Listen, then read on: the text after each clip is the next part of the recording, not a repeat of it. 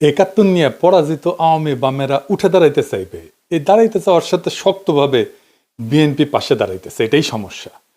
আওয়ামী লীগ তার ফ্যাসিস্ট শাসনের বৈধতা উৎপাদনের জন্য একাত্তরকে ব্যবহার করেছিল। বিএনপি মনে করতেছে তারা একাত্তরকে ব্যবহার কইরা তার প্রধান প্রতিপক্ষ জামাতকে ঘায়েল করে দিবে।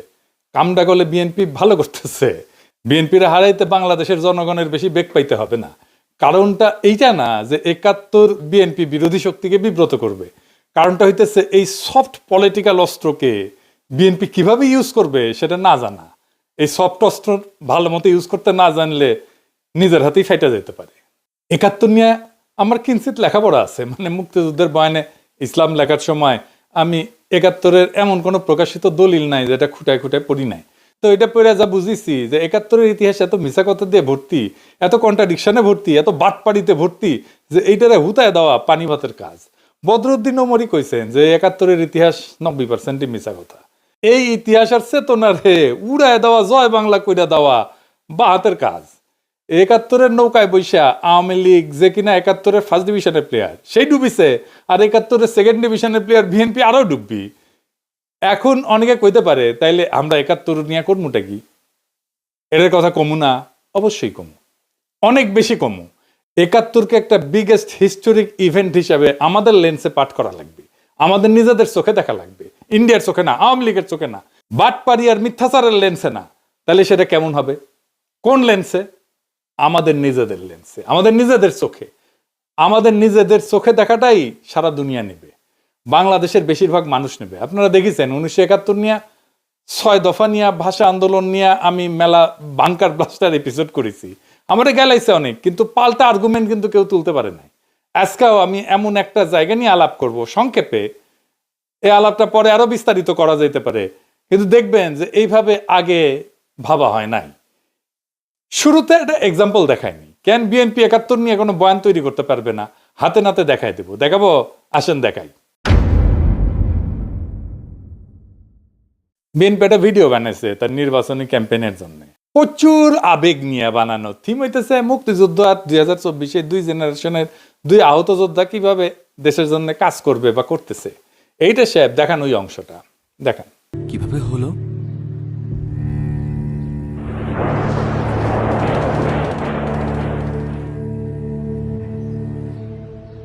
একাত্তর।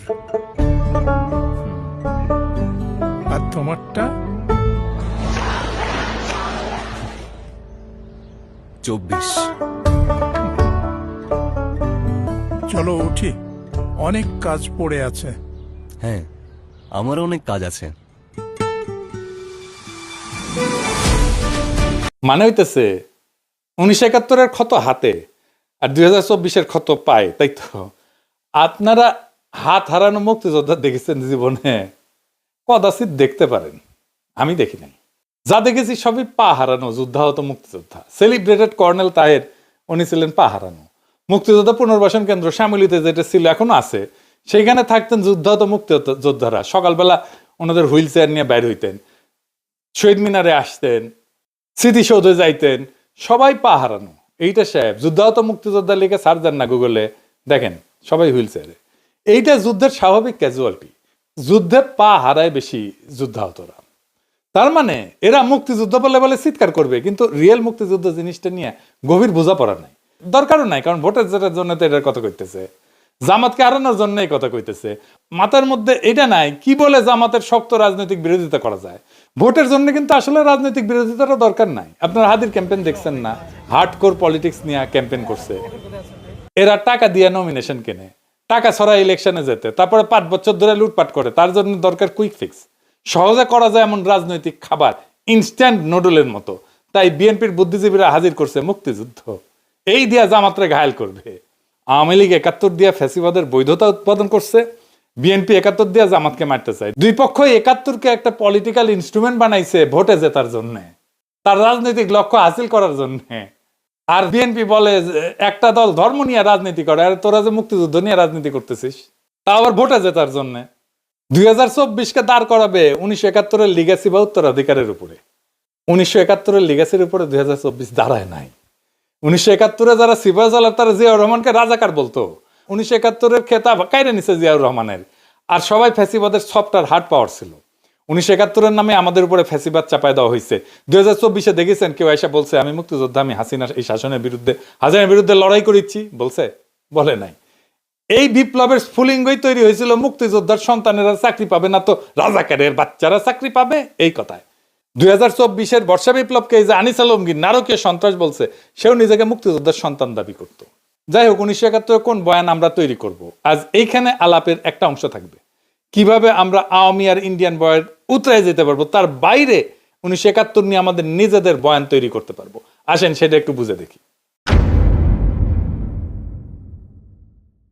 1971 একটা ঐতিহাসিক বাস্তবতা। 1971-কে অস্বীকার করা সম্ভব না, কেউ করেও না। বলার চেষ্টা করে, যদি কেউ বলে সূর্য নাই, তাহলে তো সূর্য আকাশ থেকে হাওয়া হয়ে যায় না, তাই না? এটা ঘটনা ঘটছে। 1971-এ কি হয়েছিল? 1971-এ পূর্ব পাকিস্তানের স্বায়ত্তশাসনের আন্দোলন স্বাধীনতার আন্দোলনের রূপ নেয়। কিন্তু এটাও সত্য, পাকিস্তান ভাঙার জন্য মুজিব নিজে ভারতের সাথে ষড়যন্ত্র করছে। আগরতলা ষড়যন্ত্র করেনি? আগরতলা ষড়যন্ত্র মামলা হয়েছে না? পাকিস্তান যেন ব্যর্থ রাষ্ট্র হয়, সেই জন্যে মুজিব চেষ্টা করছে ভারতের সাহায্য নিয়ে। ভারত সবসময় সাহায্য করে গেছে। পাকিস্তান হইল কমিউনিস্টরা কু করার চেষ্টা করলো, উত্থান ঘটলো আইয়ুব খানের। এই কুয়ের পেছনে ছিল সেই আদি অকৃত্রিম অখণ্ড ভারতের পূজারী বামেরা। ওই কুনা হইলে পাকিস্তানে আর্মি এইভাবে এতদিন সামরিক শাসন চালাইতে পারে না। তবে পাকিস্তানকে ধোয়া তুলসী পাতা তা তো ছিল না। পাকিস্তান কেন সৃষ্টি হইল? পাকিস্তান সৃষ্টি হইল ভারতের সংখ্যালঘুদের জন্যই তো। মুসলমান আর হিন্দু দলিত দুই সম্প্রদায় মিলে পাকিস্তান আন্দোলন করলো। পাকিস্তান মানে কিন্তু পাক বা পবিত্র স্থান না। পাকিস্তান হচ্ছে একটা সংক্ষিপ্ত নাম, এটা ভূখণ্ডের। কোন কোন ভূখণ্ড? পাঞ্জাবের পি, আফগানিয়া যেটা আজকে খাইবার পাখতুনওয়ালা, ওটার আগে নাম ছিল আফগানিয়া, সেটার এ, কাশ্মীরের কে, সিন্ধের এস, আর বেলুচিস্তানের TAN, এই সব মিলে হইতেছে পাকিস্তান। তার মানে উত্তর পশ্চিম ভারতের কয়েকটা অঞ্চল জুড়ে একটা রাষ্ট্র। খেয়াল করেন, এখানে বাংলা নাই, পূর্ব বাংলা নাই। পাকিস্তান আন্দোলনের সূচনা ঢাকায়, মুসলিম লীগের জন্ম ঢাকায়। তারা আন্দোলন করতেছে যেই রাষ্ট্রের জন্য, সেই রাষ্ট্র কল্পনায় বাংলাই নাই। তাহলে ওই রাষ্ট্রে পূর্ব বাংলা টিকে না তো, মনোজগতেই তো নাই। ভাষার জন্য কিভাবে রাজনীতি পরিবর্তিত হয় বুঝছেন তো? ভাষার মধ্যে রাজনীতি কিভাবে লুকায় থাকে। পূর্ব বাংলা ঢুকছিল সংখ্যার জোরে, কিন্তু রাষ্ট্রের কল্পনায় ঢুকেনি তো। এইখানে ইতিহাসের লেন্স বদলাইতে হবে। আমরা সাধারণত ভাবি পাকিস্তান ভাগলো 1971-এ। আসল সত্যটা হইলো পাকিস্তান ভেঙ্গেই বানানো হয়েছিল।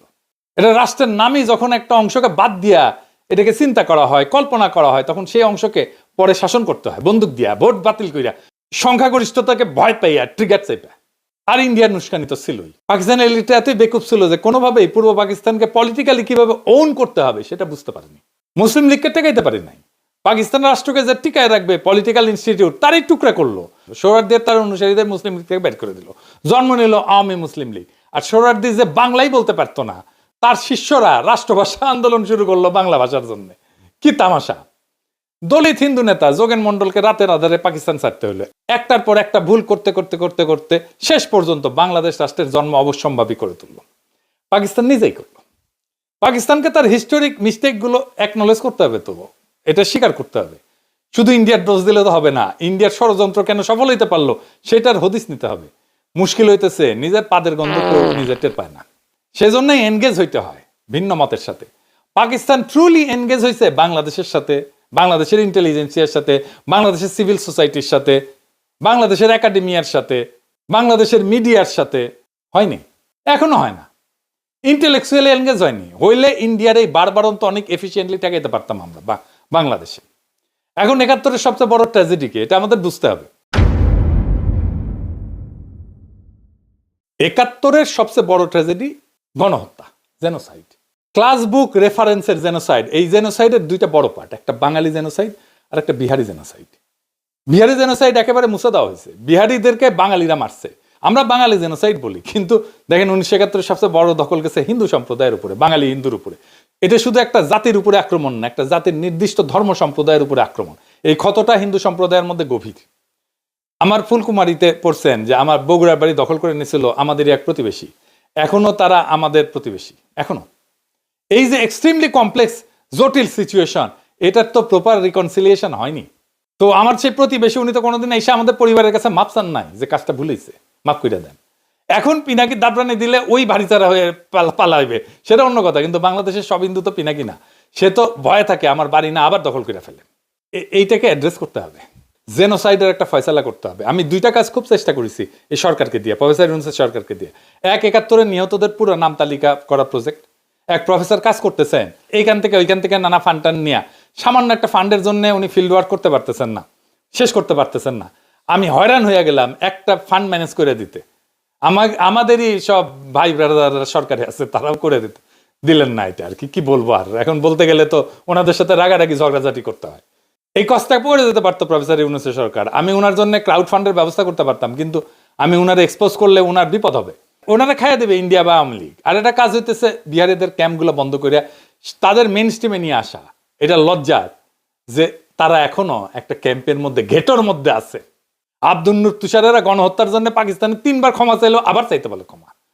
আব্দুল নূর তুষারেরা বিহারি গণহত্যার জন্য ক্ষমা চাইতে প্রস্তুত আছে? নাই। তাহলে ইতিহাসের রিকনসিলিয়েশন হবে কিভাবে? যখন বিহারি গণহত্যার কথা আসবে তখন দেখবেন গা মুসরা মুসরি করিচ্ছে। আর ফাইনালি জামাতের 1971 স্বাধীনতা যুদ্ধের ভূমিকা, এটা নিয়ে ফাইনাল আলাপ। জামাতের বিরুদ্ধে অভিযোগ যেটা আওয়ামী লীগ করে, সে একই অভিযোগ করে বিএনপি। আওয়ামী লীগ অভিযোগ করে জামাত নেতারা 1971 পাকিস্তানি বাহিনীর গণহত্যার সহযোগী ছিল, এই গণহত্যার জন্য জামাতই দায়ী। সেই কল্পিত অভিযোগে ফাঁসি দিছে তাদের নেতাদেরকে। সেই একই অভিযোগ করে আজকের দিনে বিএনপি।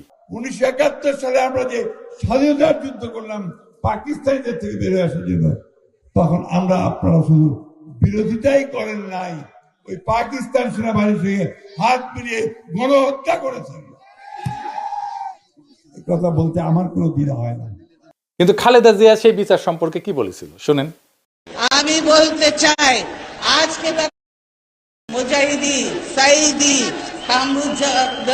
সাইদি, কামরুজ্জামান, কাদের মোল্লা, এদের সবাইকে তারা মিথ্যে মামলা দিয়ে গ্রেফতার করে রেখে দিয়েছে।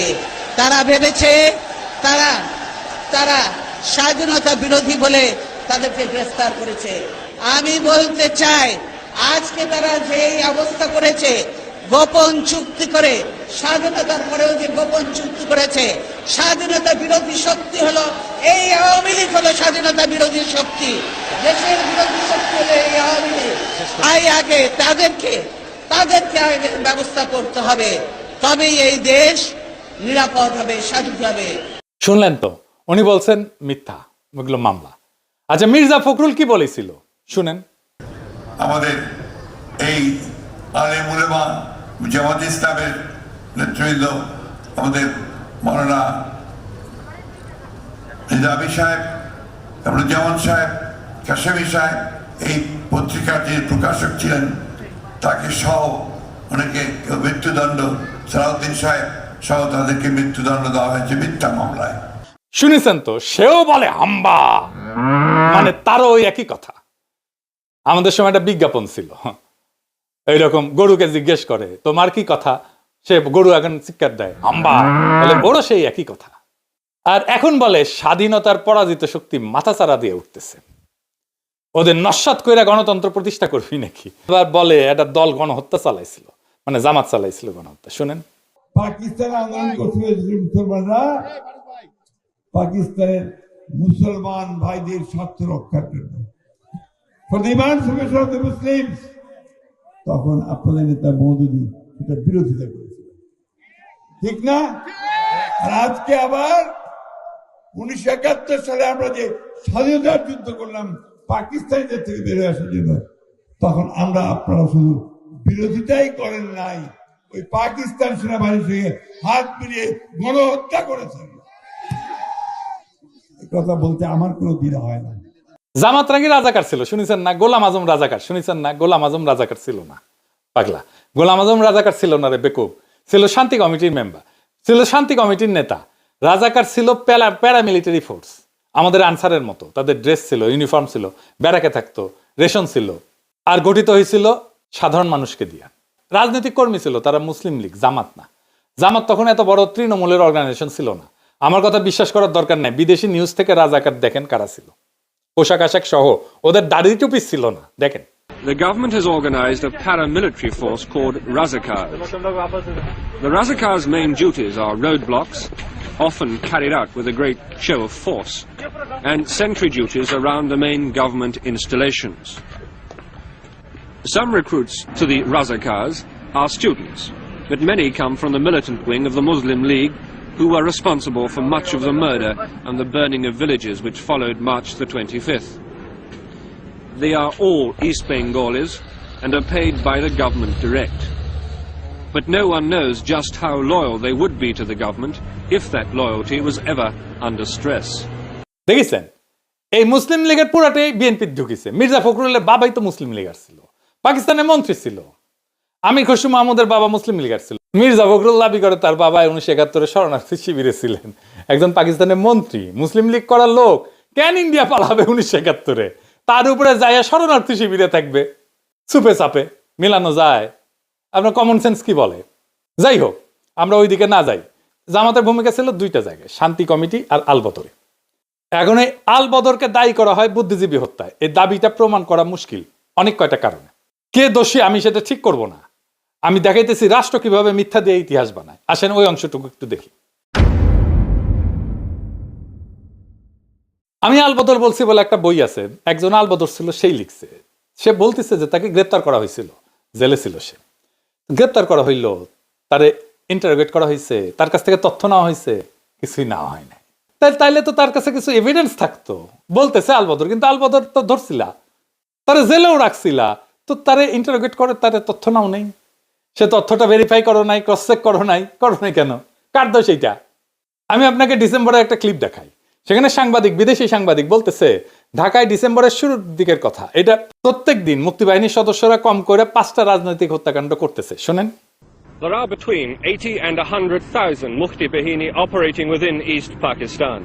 And in the last few months, they have blown up 165 bridges, large and small, have damaged 5 cargo boats, including one British boat from Calcutta, have sunk a 1,600-ton jute barge, and have blown up a power substation.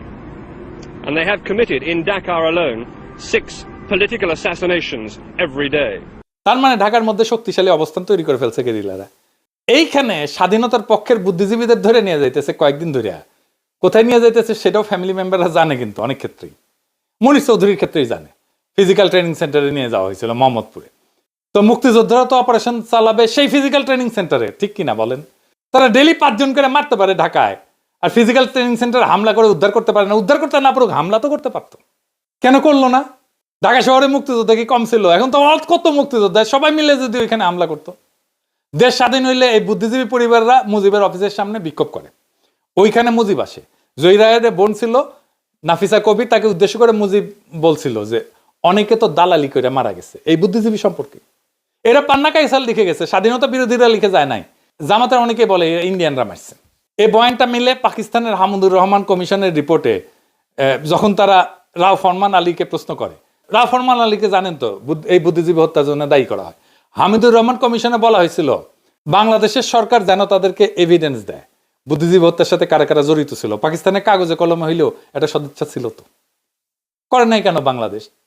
এটা তো এখনো করা সম্ভব, যৌথ commission করে অনুসন্ধান কইরা। জামাতে ইসলামকে ক্ষমতায় আসলে এইটার একটা ট্রান্সপারেন্ট তদন্ত করতে হবে। তদন্ত হস্তক্ষেপ করা যাবে না, আন্তর্জাতিক তদন্ত হইতে হবে। বিএনপিও করতে পারে, ক্ষমতায় তো ছিল, করে নাই কেন তদন্ত? 71 নিয়ে 2টা অমীমাংসিত বিষয় আছে, জ্বলন্ত বিষয় আছে। একটা গণহত্যার সংখ্যা, কতজন মারা গেছে, কতজন শহীদ হয়েছে, আর একটা বুদ্ধিজীবী হত্যার দায় কে করছে আসলে? আওয়ামী লীগ, বিএনপি, জাতীয় পার্টি কেউই করে নাই।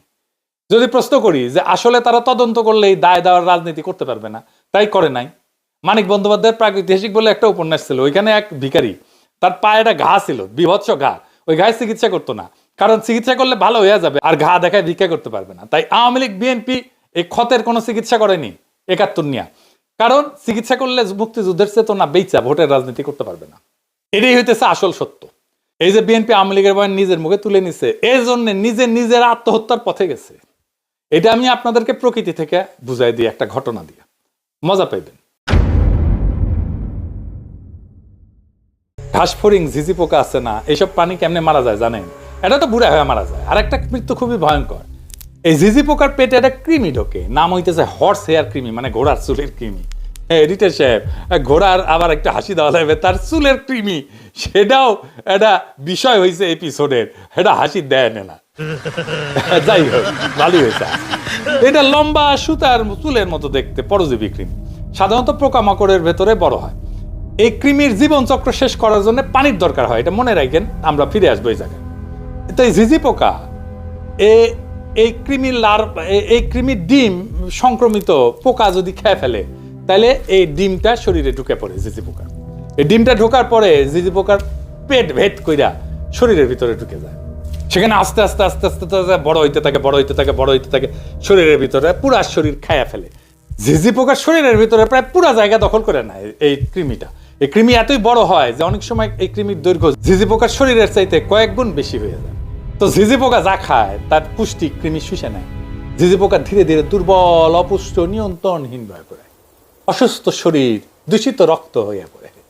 সবচেয়ে ভয়ঙ্কর ধাপ হইতেছে, এই কৃমি ঝিঝি পোকার মাথা, মগজ নিয়ন্ত্রণ করে, চিন্তা নিয়ন্ত্রণ করে, মাইন্ড কন্ট্রোল করে। কিভাবে? এই কৃমি ঝিঝি পোকার স্নায়ুতন্ত্রে একটা রাসায়নিক সংকেত দেয়, এটাকে বলে, ডাক্তারি ভাষায় বলে নিউরোঅ্যাক্টিভ কম্পাউন্ড। ফলে ঝিঝি পোকার স্বাভাবিক ভয়ের প্রতিক্রিয়া নষ্ট হয়ে, ঝিঝি পোকা পানিকে ভয় পায়, কিন্তু তখন পানির দিকে আকৃষ্ট হয়ে যায়। স্বাভাবিকভাবে পানি এলায় চলে, কিন্তু ওইটার জন্য সে পানির দিকে যাইতে থাকে, ঝাঁপ দেওয়ার জন্য। তারপরে পানিতে ঝাঁপ দেয়, ঝিঝি পোকা ঝাঁপ দিয়ে মারা যায়। তখন ওই কৃমি ঝিঝি পোকার পাছা ফুইরা বের হয়ে আসে, ঝিঝি পোকা মারা যায়, আর কৃমি তার নতুন আশ্রয়ের খোঁজে যায়। ঝিঝি পোকা হইতেছে বিএনপি, আর ইন্ডিয়ান আওয়ামী লীগ হইতেছে ওই কৃমি, সেকুলার, সেন্ট্রিস্ট, লিবারাল, ডেমোক্রেট কৃমি, যেমন ওয়াকারের পথবালক তাসনিম খলিল, এরা ঢুকিছে। এরা সেই কৃমি বিএনপি ঝিঝি পোকার মধ্যে ঢুকিছে। আর মুক্তিযুদ্ধের চেতনা হইতেছে সেই নিউরোঅ্যাক্টিভ কম্পাউন্ড, সেই ইন্ডিয়ান ন্যারেটিভ, যেটা দিয়ে আওয়ামী লীগ আর ইন্ডিয়া বিএনপির মস্তিষ্ক নিয়ন্ত্রণ করতেছে। বিএনপির মধ্যে তো ইন্ডিয়ান র আছে, আমার কথা না, এটা বিএনপির নেতার কথা, বড় নেতার কথা, আলতাফ ভাইয়ের কথা শুনেন। বিএনপির কিছু লোক আছে যারা নন আননোন না, নূতন না, পুরানা, নন রয়ের এজেন্ট, তারা এই দেশে যদি 100 টাকা কামাই করে, 90 টাকা তারা ইন্ডিয়াতে পাঠায়। এখন বিএনপি ঝিঝি পোকার মতো পানির দিকে ঝাঁপ দিতে যেতেছে। আগামী নির্বাচনে ভরাডুবি হইলে বিএনপির পাছা ফাইটে আওয়ামী লীগের কৃমি বের হয়ে আসবে পরিপুষ্ট হইয়া। বাংলাদেশে আবার আওয়ামী লীগের পুনর্জন্ম হবে, বাংলাদেশের একটা ট্রু ন্যাশনালিস্ট পলিটিক্যাল পার্টির ধ্বংস কইরা তার ধ্বংসস্তূপ থেকে আওয়ামী লীগ উত্থিত হবে। এইভাবে, ঠিক যেইভাবে মুসলিম লীগ ধ্বংস হয়েছিল, তার মধ্যে থেকে আওয়ামী লীগ বাড়াইছিল।